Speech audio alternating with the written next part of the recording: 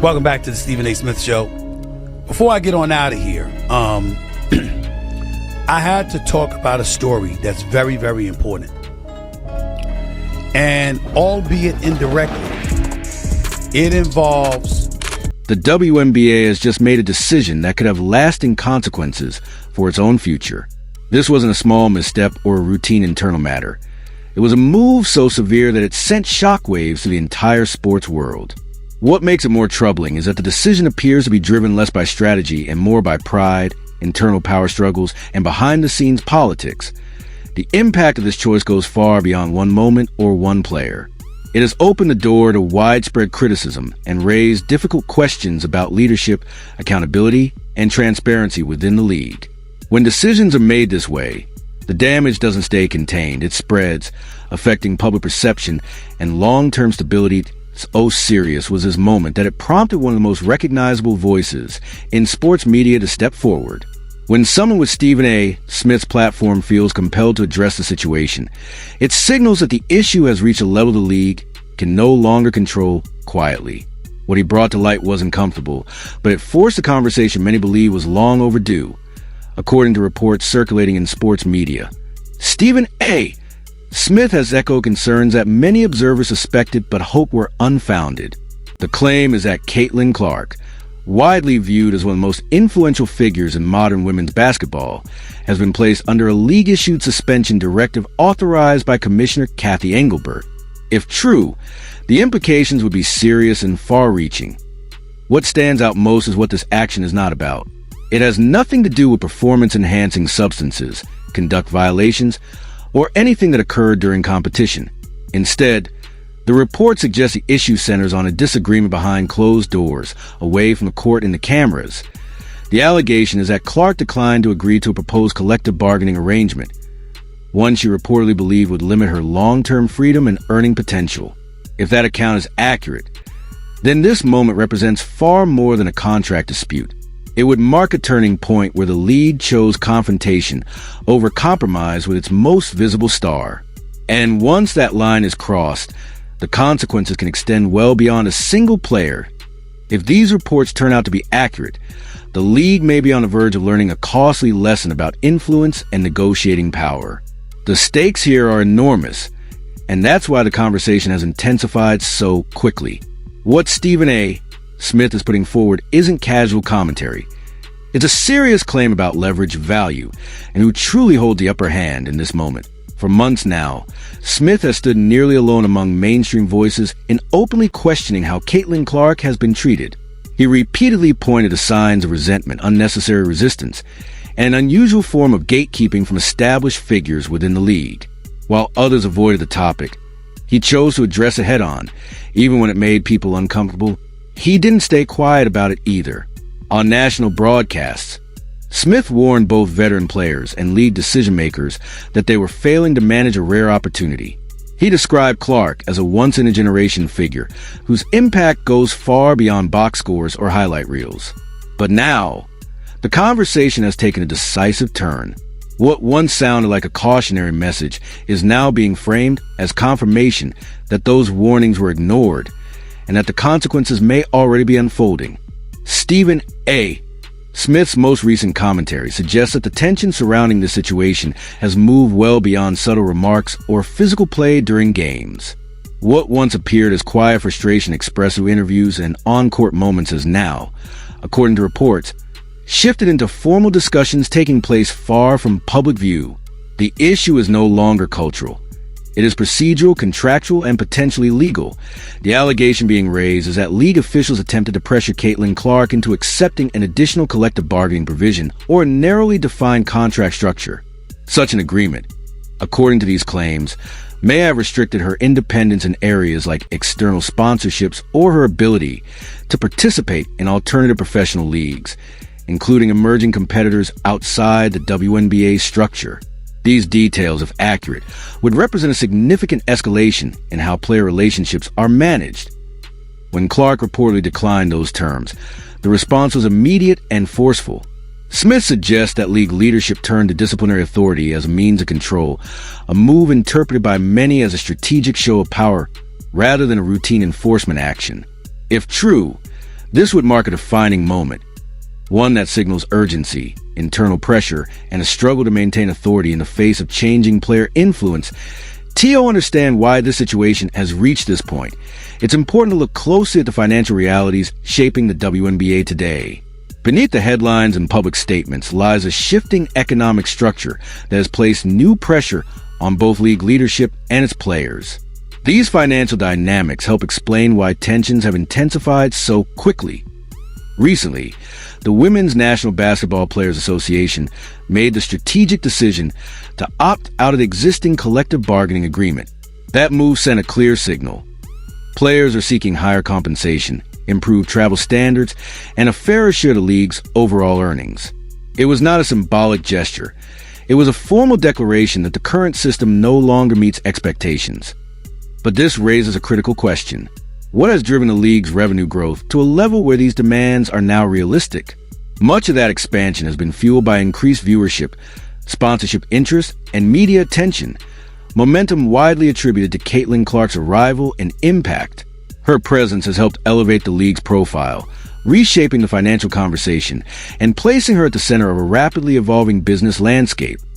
The contrast is difficult to ignore.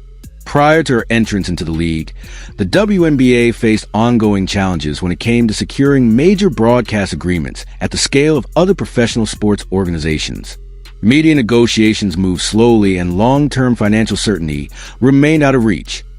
That landscape changed dramatically after Caitlin Clark's arrival. Not long afterward, the league finalized a landmark broadcast agreement valued at approximately $2.2 billion spread across 11 years.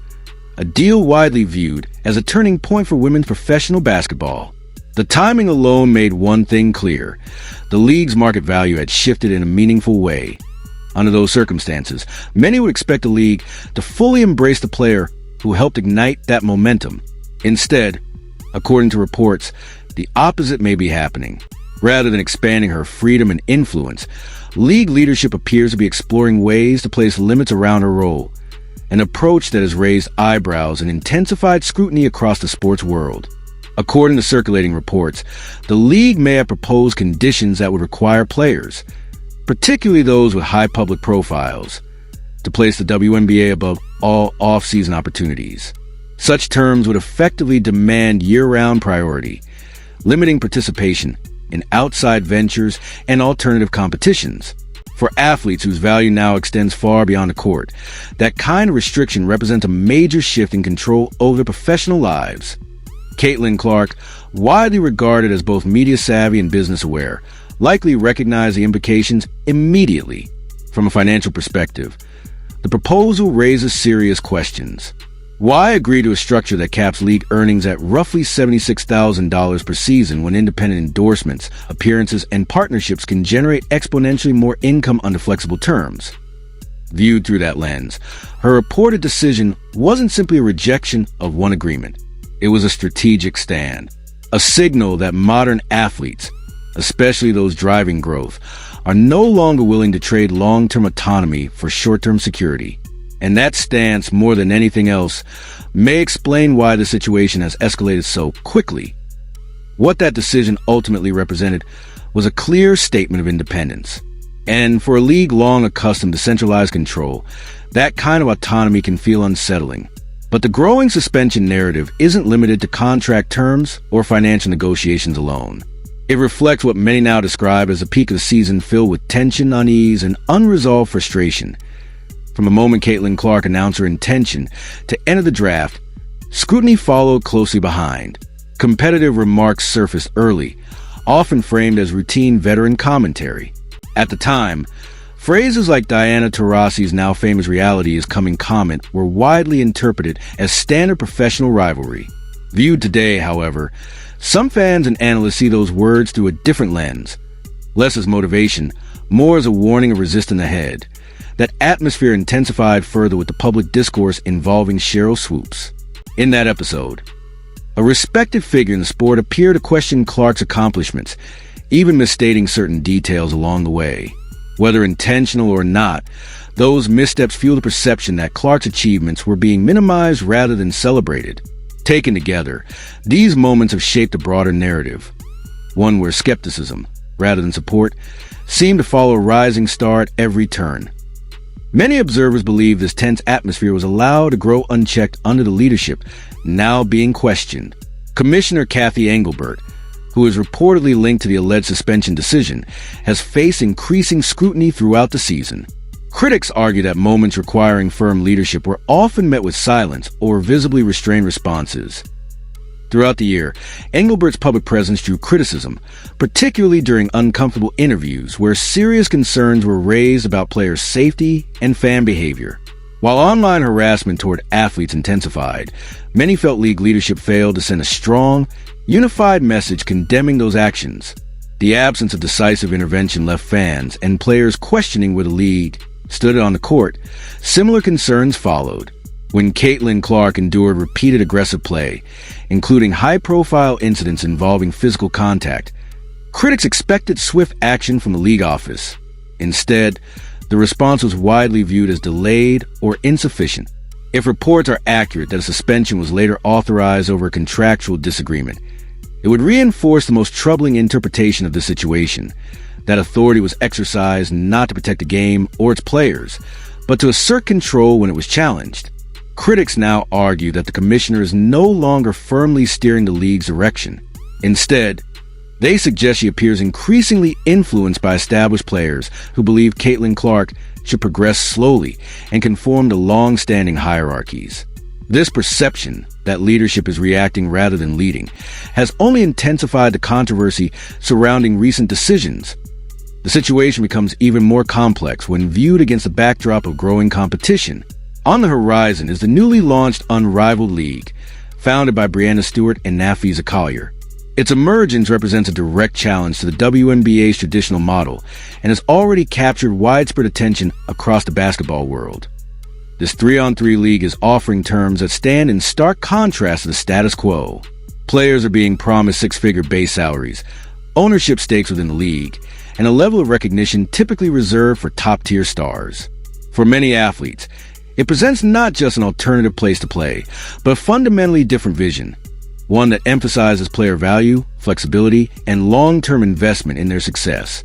There's been growing speculation that league officials are deeply concerned about Caitlin Clark's long-term commitment to the WNBA.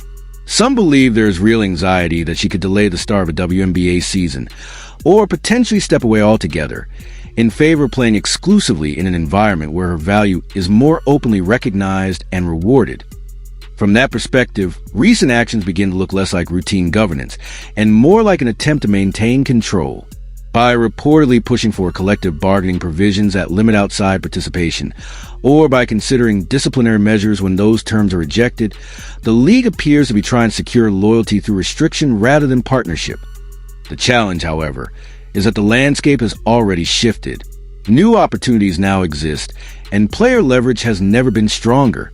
Efforts to close off alternatives may come too late, because the door to player choice and autonomy is no longer just open.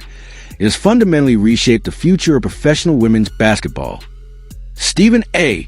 Smith has hinted directly at this underlying concern, suggesting that league leadership is fully aware of its limitations. Unlike other major professional leagues, the WNBA does not operate in a financial environment where long-term control over players is guaranteed. The economic structure simply doesn't allow for that level of leverage, especially with today's top-tier talent. Smith's point is straightforward but significant. When an athlete's personal earning power exceeds what the league or even individual team ownership can offer, traditional authority begins to weaken. Influence shifts away from contracts and toward choice, branding, and independent opportunity. That reality changes how power operates within the sport at this moment. The WNBA appears to be struggling with that shift. The balance of influence is no longer one-sided, and attempts to assert control risk backfiring. As Smith has implied, the league now finds itself in unfamiliar territory. Try to manage a new generation of stars whose financial independence reshapes the entire equation. And that brings another factor into focus, one that deserves closer examination: the role of envy, resistance, and internal tension that has quietly shaped this debate. This is the point Stephen A. Smith continues to emphasize because he believes it is the emotional force powering much of this administrative breakdown. At its core, this situation isn't just about policies or procedures. It's about how emotion, resistance, and internal insecurity can shape decision-making at the highest levels. When those elements take over, rational leadership often takes a backseat. What makes this especially striking is how unusual it is. In professional sports, leagues typically go out of their way to support and elevate their most marketable stars. That has long been considered standard practice, not favoritism, but smart business. The current approach stands in sharp contrast to that established norm. History offers clear examples. When the NBA encountered generational talents like Michael Jordan in the 1980s or LeBron James in the early 2000s, the league adapted around them. Rules, marketing strategies, and league messaging evolved to amplify their impact rather than restrict it. Smith's argument is simple. Successful leagues grow with their stars, not against them, and failing to recognize that lesson has placed the WNBA at a critical crossroads. The NBA long ago embraced a simple but powerful principle. When its biggest stars succeed, the entire league benefits. It invested heavily in promoting its top players, ensured they were safeguarded from excessive physical play, and structured its business strategy around their visibility and appeal. That approach didn't weaken the league. It helped transform it into a global powerhouse. The WNBA, according to critics, appears to have taken a very different path. Instead of fully embracing its most prominent new figure, a narrative has been allowed to grow, one suggesting that Caitlin Clark is receiving unearned attention or special treatment. Over time, that framing has shifted public conversation away from performance and toward resentment, creating division rather than momentum. What makes this especially concerning is how deeply that mindset seems to have spread. Observers argue that it hasn't remained confined to commentary or social debate, but has filtered upward into league decision-making. If the reported suspension proves accurate, many would see it not as an isolated disciplinary move, but as the clearest example yet of a system pushing back against its own standout success. A classic case of resisting growth instead of managing it wisely. Critics argue that the current approach appears designed to bring her back into line, rather than elevate the league as a whole. There is a growing belief that influential veteran voices within the Players Association helped shape a tougher stance during negotiations, urging leadership to ensure that Clark conformed fully to collective expectations. The emphasis, according to this view, was unity over individuality, even when circumstances had clearly changed. But Caitlin Clark's position in the league is unlike that of a typical player. She isn't simply another member of the workforce. She has become a central driver of attention, revenue, and growth. Her presence has altered the economic reality of the league, and treating her as interchangeable ignores the scale of that impact. What makes the situation even more precarious is the timing. The WNBA is currently benefiting from a surge of public interest that remains highly sensitive to perception and trust. This season saw television viewership jump by approximately 170%. A dramatic increase that reflects renewed fan engagement. In moments like this, stability and strategic leadership matter most, because momentum, once disrupted, can be difficult to regain.